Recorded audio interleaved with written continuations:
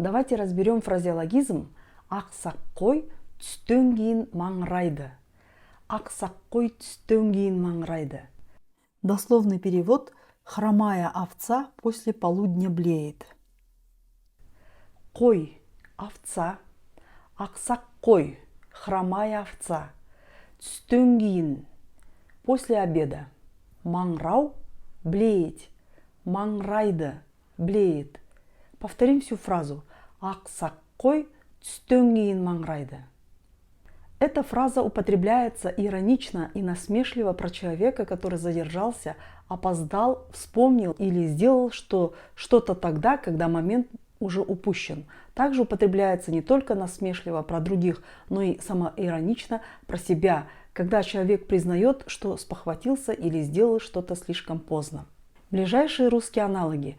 После драки кулаками не машут. Спохватился после полудня. Поздно пить боржоми.